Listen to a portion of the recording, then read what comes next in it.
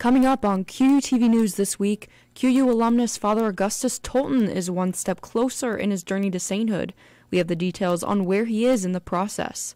And a wreck on I-70 near Kansas City caused one death and dozens of injuries. Find out the cause and watch just how bad the accident was. And many teams were back in action this weekend. We have those details and more. Hello and welcome to QUTV News this week. I'm Abigail Moore. And I'm Quincy Feeney. Former Quincy University students are connected with a national story today. Was it all a hoax? That's a big question right now. Nearly 3 weeks after Empire actor Jussie Smollett reported he'd been attacked, Chicago police wanted to question Smollett again this week, but he's not talking. But the other brothers arrested in connection with his case are speaking up. They are Olabengino Osundario and Ambimbola Osundario. Empire star Jussie Smollett told Chicago police that he was attacked. January 29th, when he was headed home around 2 a.m. By February 13th, Chicago were questioning two brothers, former Quincy University students, the men seen in the photo from the surveillance video. But doubt about Smollett's story began to grow. Within 48 hours of their arrest, the Osundario brothers were released. Chicago police said they discovered new evidence. CNN is reporting that the same two men told investigators they were paid to take part in a hoax. Police say the two men, former QU students, have been cleared as suspects. QU students are raising money to help Special Olympic athletes in the Quincy area. The QU Special Olympics College hosted the second annual Campus Plunge-a-thon. The money raised at the campus event will go towards the Quincy Polar Plunge at Mormon Park. That we do something on campus, that way we can help get the school involved and raise some money for Special Olympics, because it's kind of a big thing in Quincy, I feel like. Go! Oh my God! Students, faculty, and staff could plunge in an ice bath outside to raise awareness. So we realized that students don't have a lot of money, so we decided that if you donate anything, you can go in. The group received donations from Chartwell so participants could get a hot chocolate or coffee after plunging. One Special Olympics athlete was there to cheer on people who plunged. He expressed his gratitude for everyone who donates to the cause. Thank you for coming and to you for donate my plunge. The campaign began at the men's volleyball game last Saturday. The organization raised over $500 that night. Last year, they received $1,500 in donations, but this year they are hoping to surpass that. Despite the cold weather and the snow on the ground, organizers hope enough students show up and donate so that they can raise over $5,000 at this event. Walsh hopes the event also increases involvement. We're trying to get more people involved each year, and just by doing little things like this, they can find out more about it. The group is accepting donations until this Saturday. That's when the Polar Plunge in Quincy is being held. You should contact Dana Walsh or find them on Instagram at QUSO College to donate. QU alumnus and the nation's first black priest, Father Augustus Tolton, is continuing to move towards sainthood. The cause for beatification and canonization of Father Tolton advanced recently in Rome. On February 5th, the theological consultants of Congregation approved his cause. His cause now moves toward the cardinal and archbishop members of the congregation. It also goes to Pope Francis, who, if agrees, Tolton will receive the title Venerable. There are more steps in the process to becoming a saint, but the Archdiocese of Chicago and Archdiocese of Springfield in Illinois have been working together on his cause. If the Pope agrees, Rome would then investigate a miraculous healing. At least one miracle has already been submitted for review. QU is celebrating the university's first day of classes in February of 1860 in a special way. Local QU alumni are invited to a QU Alumni Day on Thursday, February 28th. In honor of the university's first day of classes in 1860, alumni are encouraged to wear their QU gear to work. Those participating will receive 2 tickets to the men's and women's basketball games that evening. The Mart Heinen Athletic Booster Club will also host a soup and sandwich dinner in the HFC from 5 to 7:30 p.m. For more information, contact Pilar Yates Brumbaugh. For weeks, the people of Haiti have been facing violent protests and riots. Stay with us to see how that has affected their hospitals. And e-cigarette use is on the rise, but the health effects can be detrimental. Find out the safety concerns doctors are most worried about, and we'll be right back.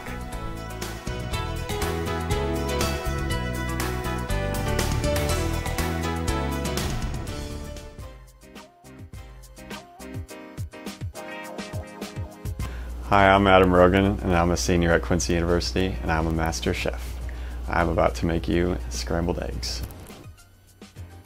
Eggs are a cheap way to get full fast, and it's something quick and easy to make, and it's also really good. I'm going to be cutting up some turkey, spinach, and putting shredded cheese on the eggs. I think people should cook because it's a really fun thing to learn, and you can learn it from basically anywhere, from cookbooks to online to TV shows, and it's just a really fun thing to do once you get the hang of it. After you mix all the ingredients together, you can put them in the pan with some heated olive oil. When the eggs are done, you'll know by them getting nice and fluffy. And that's how you make scrambled eggs. Soccer is a physically demanding sport that often results in a tie. Student life comes with its own demands, and often it feels like the losses outnumber the wins. Sometimes you just need someone to listen. It's comforting to know our Quincy team extends beyond the field.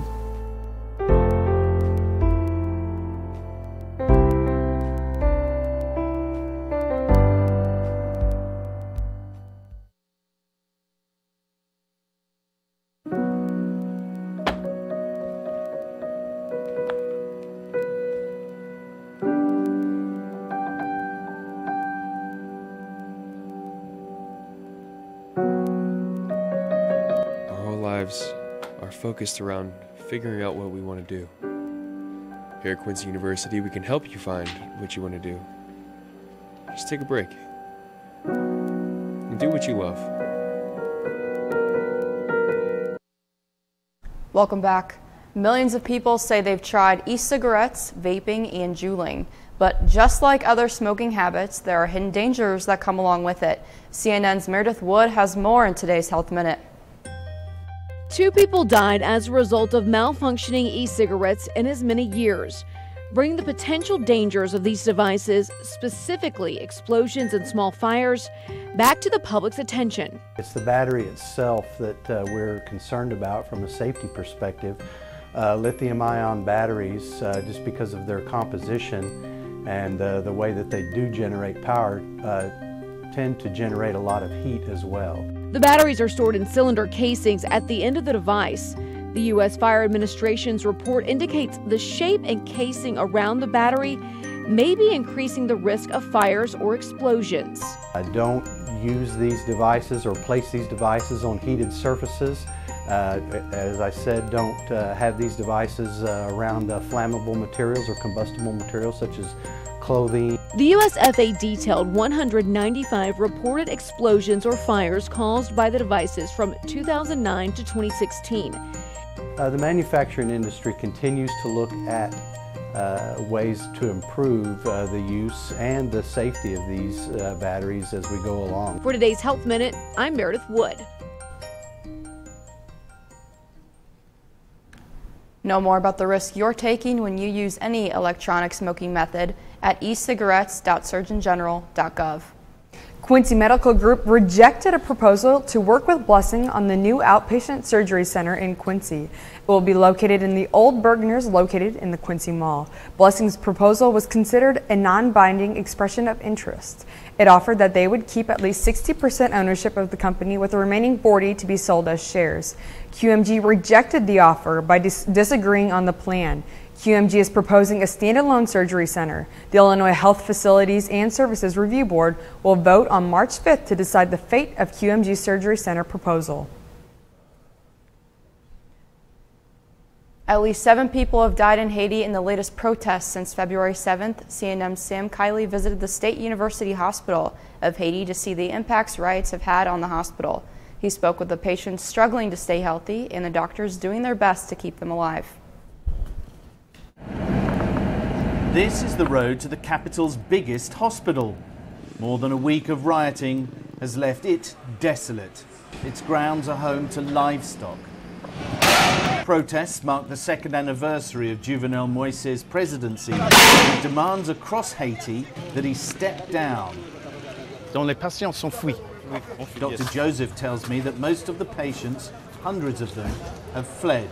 It's easy to see why. This is your intensive care unit? Yes. Without nothing. You really have nothing? Nothing. There's no machinery, there's no machinery for taking one care of oxygen? our patient. The doctor tells me that the hospital was crippled by shortages before the riots. Now it's also short of patients. This is the State University Hospital of Haiti, and it's been cut off from the city by riots. There's no food here or water, no medicines either. This is Guilhem. He was getting drugs, now he's just stuck here, the doctor says. Next to him is Madame Sainville. Her catheter drains into a wash bowl. We are blocked. We don't have drug because all the area is blocked. This is why we exist, and is the reason why you exist and you can do what you have to do. It's like you doesn't exist. And when already poor people feel that their very existence is doubted by their leaders, they're likely to try to prove otherwise. Sam Kiley, CNN in Port-au-Prince. In October of 2018, former QU student Nathan Caldwell was arrested for possession and distribution of child pornography.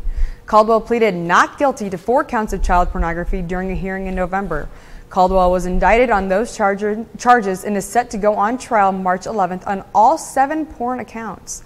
The former student was back in court yesterday for a hearing. Caldwell is currently in the Adams County Jail on a $700,000 bond. And coming up, there were many QU teams who traveled and competed over the long weekend. Find out who brought back a win. And we'll take a closer look at our upcoming weather forecast. We'll be right back.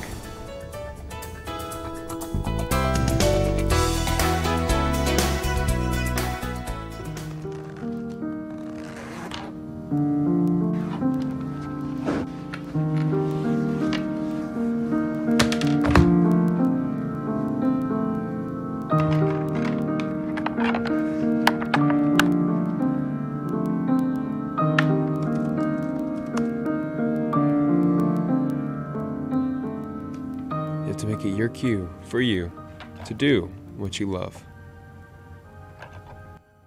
Finding your passion is easy at Quincy University. Whether you're pursuing a bachelor's degree or looking to go even further, at QU, your professional and academic future is bright. 40 undergrad programs include moments that become experiences, connections that become careers, and relationships that become lifelong support. We want you here. That's why we work hard to ensure that a Quincy University education is affordable. Let us help you put together a plan. Visit discover.quincy.edu to get started.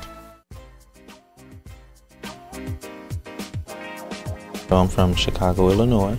I lost my mother and brother at the age of 13, which is so hard for a 13-year-old.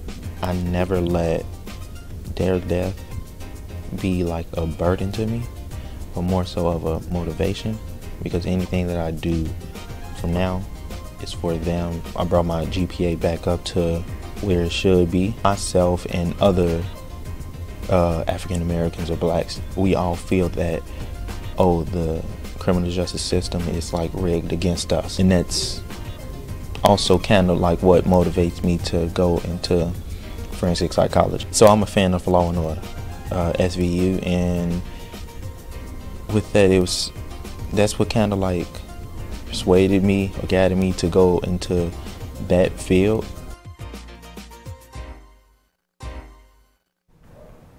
One person was killed and several were injured in a 40-vehicle car wreck on I-70 east of Kansas City. I-70 was shut down for hours as crews responded to the crash. CNN's Nicole D'Antonio has more. So many people was hurt. People lost their lives, Just sad. A fatal crash along I-70 sends dozens to the hospital and hundreds more stranded for hours, including Tarika Kendall. You couldn't really see until you got up close up onto everything, and then I think that's why everybody was stopping, because no one can see ahead of them. They can only see when they got so close. Kendall was on her way home from work when she saw the car ahead of her slam on the brakes. I tried to hit the railing instead of hitting her car. I don't even know how I made it out of it. Kendall says she's grateful to be alive, but her heart breaks for the other families injured in the crash. It's just hard to talk about it. It's hard to explain. There's no words for what just happened. State troopers spent all day responding to crashes, many of them along I-70. I had to slam on my brakes, and I slid, went into the median, and I was able to pop back out and come back on the highway. And with more snow on the way for the weekend, Kendall shares this advice. Please, please take your time. There's no rush to get nowhere. You only got one life. Just be precious with it and just take your time. The cold temperatures and icy conditions are expected again in the Kansas City area next week.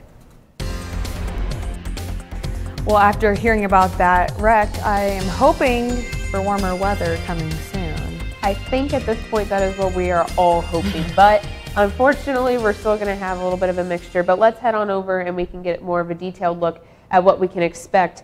Once again, we woke up this morning to none other than some freezing rain and slick road conditions.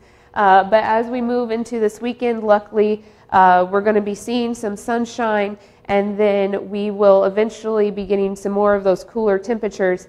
As we look at our almanac for today, normally we're sitting at about 40s for a normal temperature, and the record was actually in the 60s. I wish we were in the 60s, but unfortunately we are not.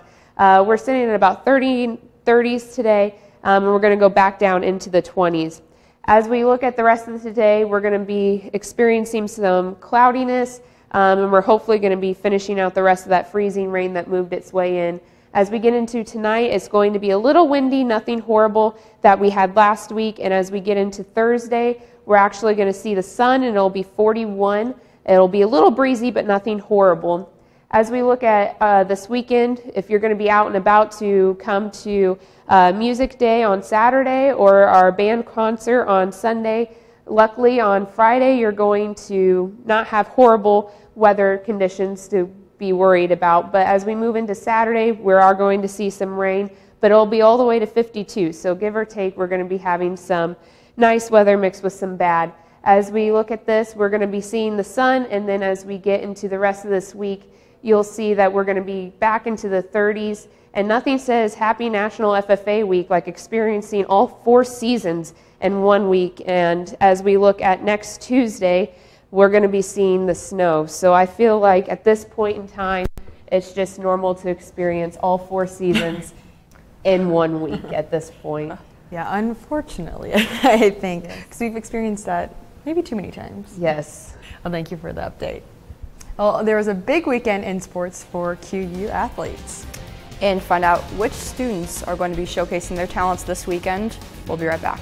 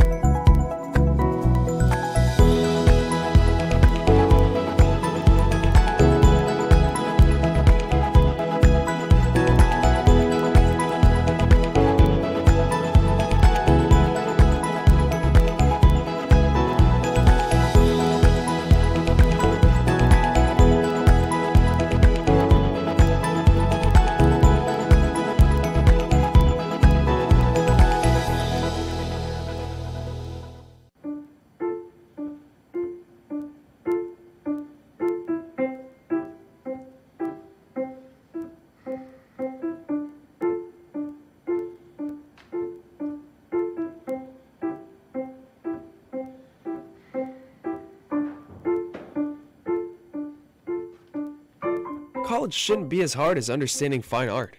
Use the resources here at Quincy University. We're here to help. Finding your passion is easy at Quincy University. Whether you're pursuing a bachelor's degree or looking to go even further, at QU, your professional and academic future is bright. 40 undergrad programs include moments that become experiences, connections that become careers, and relationships that become lifelong support. We want you here. That's why we work hard to ensure that a Quincy University education is affordable. Let us help you put together a plan. Visit discover.quincy.edu to get started. Hawks had quite a few games this past week, and it looks like they have a pretty full schedule this coming week. That's right. Well, how did the teams do this weekend? Well, we'll get to all that, but it was overall a pretty good week for Hawk Athletics, and we'll start with men's volleyball. They had 2 conference games this week at Pepsi Arena, and on Thursday, the Hawks took on McKendree University. Both teams were even early on. McKendree led up the point to Quincy. They broke out of the 18-18 tie, and the Hawks eventually go to take that one. They were up early in the second set as well, 17-11, but the Bearcats came back and get the set-winning kill right there. We see McKendree coming back. Omari Wheeler, who's been leading the team lately, gets a kill to tie it at 25, but the Bearcats end up winning that one as well. They completed the comeback, a 27-25 win, and the Bearcats controlled that third set, 25-18. Wheeler had a kill, as you saw, but he was the leader for the Hawks overall. That game, he had 15 kills. Bresser had 10 kills to lead QU. The Hawks were back in action on Saturday against Ohio State in front of a full crowd. The Hawks led early on 14-10, and then Ohio State scored. Made it 18-18 early on. It was a close battle at Pepsi Arena, but Ohio State takes the first set 25-23. Back to the second set, 22-18. The Hawks are keeping it close, but the Buckeyes go on a run, end up taking the second set as well. But here in the third set, got very excited right there. Ohio State couldn't get it back over the net. Quincy gets excited. They take one from the Buckeyes, but they ended up falling in that one. Ohio State took a 20-18 lead in the fourth set and went on to win 25-19 to take the victory. Omari Wheeler again led the Hawks 20 kills, and the Hawks fell to 4-10 and 0-4. In MIVA play, the Hawks take on Lindenwood University tonight at 7 in St. Charles, Missouri. Women's basketball was back in action in Kansas City against Rockhurst, who came out on fire, making their first 9 of 12 attempts, including 5 of 6 three-pointers. Spagnola led the Hawks with 17 points. Alexandra Petrovic had 15 points in the 81-67 loss. They were back in action on Saturday against the William Jewell Cardinals. The Hawks trailed early in this game, and they were unable to get within 7 points in the final quarter. The Hawks were outscored 32-18 in the paint and fell 67-58. Michaela Gronwold led the Hawks with 18 points, and Grace Schroffnagel added 10 for the Hawks, who are now 5-19 and 3-12 in GLVC play. Men's basketball took on Rockhurst last Thursday and fell behind a strong second-half performance by the Hawks. Rockhurst outscored Quincy 39-22 in the second half to win by 21 points, 71-50. Jacoby Womack had 16, and Tanner Stuckman had 13 points for QU. The Hawks were back in action against the Cardinals of William Jewell in their final road game of the season. The Cardinals jumped out to an early 12-4 lead after the free throw there. The QU was then trailing 23-12, make that 25-12 as they extended big on their lead. Quincy had a three-pointer, but on the other end, they take back the lead near side wing, and a big shot right there as the Cardinals had their way in Liberty against the Hawks. You see right here Tanner Stuckman with a smooth putback, and it was a big play for him. That was the highlight for the Hawks. He had 17 and 7 boards, and that smooth putback that you saw. The Hawks fell 90-73, and they return home to take on Truman State This Saturday, baseball opened up. They went 2-1 in their opening weekend against 18th ranked Mississippi College. They scored 29 runs this past weekend and returned to action Friday against West Liberty. Softball lost both its games Thursday to Lindenwood. To open their season, they are back in action all weekend as they play doubleheaders on Friday, Saturday, and Sunday. Women's tennis nearly swept their match with Principia College on Friday evening. The Hawks won the dual match 8-1. Both tennis teams took on Division I St. Louis University this past Saturday. Colin Adams was the only victorious Hawk on Saturday. St. Louis won the event 6-0. St. Louis swept the women's event 7-0. Men's tennis will be back in action on the road this Saturday against Wartburg and Cornell College in Mount Vernon, Iowa. Women's tennis will play Missouri Western State on Saturday in St. Joe's, Missouri. And that's a wrap for sports. Thanks, Will. Up next, live music at QU this weekend. We'll tell you when and where. We'll be right back.